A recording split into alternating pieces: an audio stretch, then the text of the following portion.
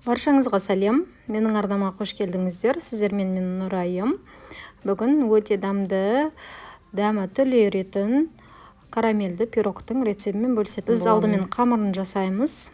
250 грамм ұнға 1 шай қасық қопсытқышты қосып жақсылап араластырып аламыз.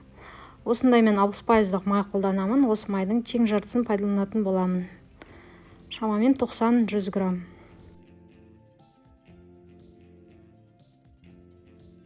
Жетпіс грамм шекермен 1 жұмыртқаны араластырып алдын ала дайындап қоятын боламын. Сонан соң ұнымды, майы міндетті түрде салқын болу керек. Майымды ұнға үкіштен өткізіп, ұнтақ жасайтын боламын.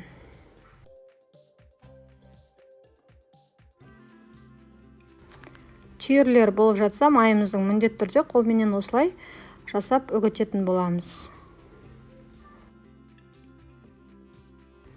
Енді осы ұнымызға жұмыртқа мен шекерді қосатын боламыз. Қолға жабыспайтын жұмсақ қамыр шығады. Қамырдың басы бір кісе болды. Бізге көп ұстай берудің қажеті жоқ. Енді осы дайын болған қамырымызды мешок кигізіп, жарты сағатқа холодильникке салып аламыз. Мінекей, менде холодильникте тұрды жарты сағат қамырым. Енді осы қамырды формамызға дайындайтын боламыз. Оқтауменен жайып салатын боламын.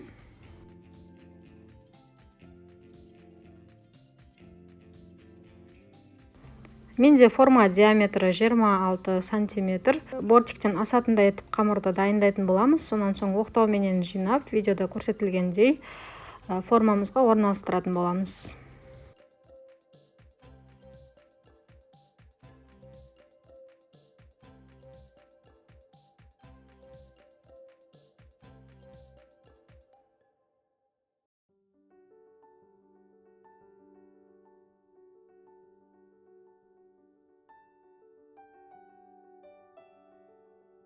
Пирогымыздың начинкасын жасауға кірісеміз. Ең алдымен 250 грамм қаймақты салып аламыз ыдысымызға.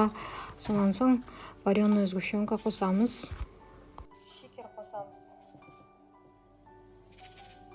Міндетті түрде сапалы вареная сгущенка пайдаланыңыздар. Сол кезде сіздерде пирогтарыңыз өте дәмді және цветі де әдемі болып шығады. Мен осы лакомка дегенді пайдаланып жатырмын. Жақсылап бір миксермен араластырып алатын боламын. Біркелкі масса болғанша араластырамын.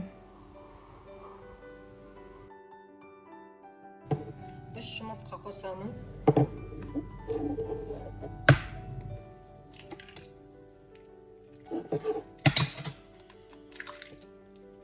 Достар, жұмыртқа қосқаннан кейін венчикпен араластырамыз.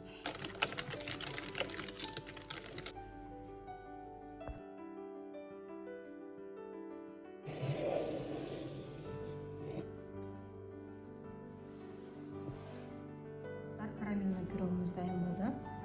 Кішкене мына жерлеріне какао сепірімдеп тұр.